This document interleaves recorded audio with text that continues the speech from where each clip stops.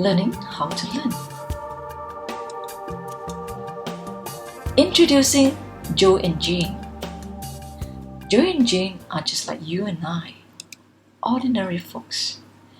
But they have something special that makes them different. They believe that they have an effective and efficient learning system. So what is their learning system? So let's take a look. Rise and shine. So what is the first thing they do in the morning? What? Eat your frog first? Oh my, are you serious?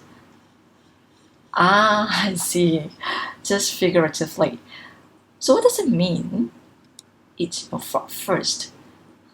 It means doing the most important and most disliked task first.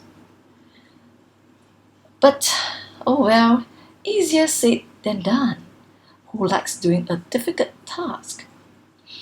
It's analogous to feeling pain in our brain, and we tend to put off that pain by seeking refuge in something more pleasurable, such as watching the TV programs, playing the smartphone, surfing the net, right? Looking at Jane now, she has a pile of homework to finish. Sounds so familiar? And looking at her face, obviously not too happy about it.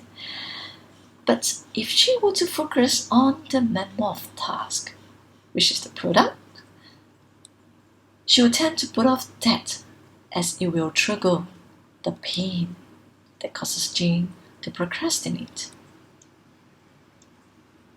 But luckily, we have a superhero.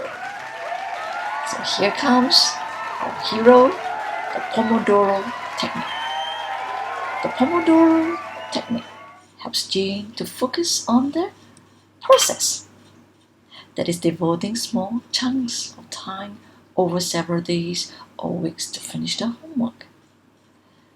A bit more about this technique. It was developed by an Italian named Francesco Serrero. The word Pomodoro is his Italian word for tomato. And what Francesco did was he used a tomato-based timer to have focused attention over a short period of time. So in action, this is what the technique is all about. So first, we set a timer for 25 minutes. We go to a quiet room with no distractions. And during the time, focus intensely. And once the buzzer goes off, reward yourself with minutes of break or relaxation. It could be as short as 5 minutes or as long as half an hour. That really depends on how comfortable you are with the schedule. But give yourself breaks. So now that Joe and Jane have managed to get down to learning and focus intensely with the help of the Pomodoro technique, how do they learn efficiently? They adopt this method called chunking. And what are chunks? Chunks are pieces of information that are bound together through meaning. And how do they form chunks to enable them to learn efficiently? That is what we can learn from them. First, focus your attention on the information that you want to chunk, with no distractions, as you need to form new neural patterns and connecting them with pre-existing patterns. However, you can't really make good connections if you are distracted. Second, understand the basic idea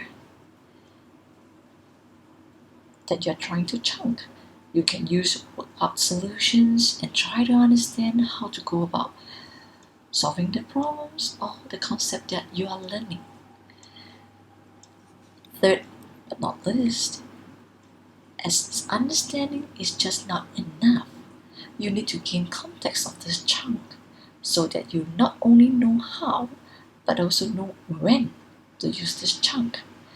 You need to repeat and practice both related and unrelated problems so that you know how this newly formed chunk fits into the bigger picture. And of course, other ways to form powerful chunks are as such. Recall. Okay, try to recall the key concepts, the key points, without looking at the page.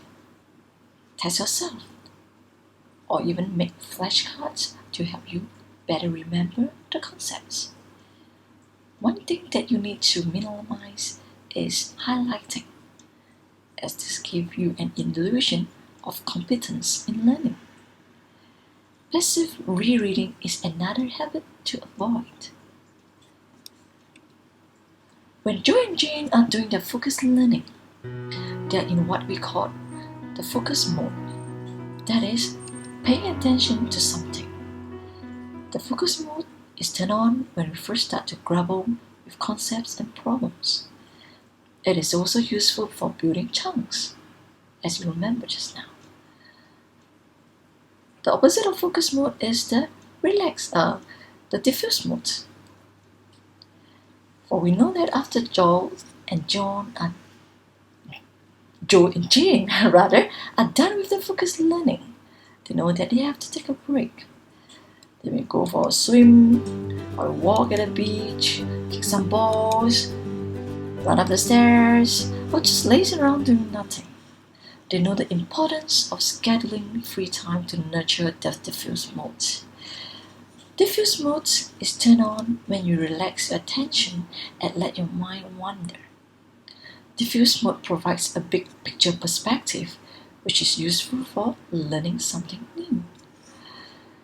So both the diffuse and the focus modes are essential for learning and solving problems. So don't feel guilty for taking a break. You need that. But of course, not to the extent of procrastination. Jane and Joe know that the day is not done yet. Whatever learned in the working memory must be shifted to their long-term memory through the technique called spaced repetition. The working memory is analogous to a blackboard that erases quickly, while the long-term memory is like a huge storage warehouse that can store large amounts of material. Spaced repetition is a technique that involves spacing out repetition over a number of days. And the exact opposite of this technique is cramming. That's cramming everything in one or few sessions that doesn't allow time for the neural structures to become consolidated in long-term memory. So no to cramming. It's bedtime soon, and Joe and Jane are getting ready. But before they sleep, they work out a list of things to do for tomorrow. Studies have shown that writing the list the day before helps our subconscious to grapple with the task so we can figure out how to accomplish them. They also go over the material that they have learned for the day, and apparently this helps them to dream about it and can substantially enhance their ability to understand the concept. Rise and shine, and the pattern repeats itself. Now that they have learned the new concept, Jane and Joe will continue practicing the same concept. But as they get more confident, they will deliberately practice the more challenging problems. And this is what we call the deliberate practice. They will also interleave, meaning to say that it's a practice by doing a mixture of different kinds of problems requiring different strategies so that they know that they truly comprehend the concepts and not just mimicking what they have done previously. So thank you for watching. Joe and Jane believe in this system of learning and it has worked for them. And I, Vanessa, am using this system to accomplish this very project which I'm presenting right now. And it works. I completed it within the time frame having to juggle my family and my work. I'm a mother of three kids. I'm amazed at all the mental tools taught in the course are so easy to follow and highly effective. So do join me and many others in this online course by Dr. Barbara Oakley and Coursera.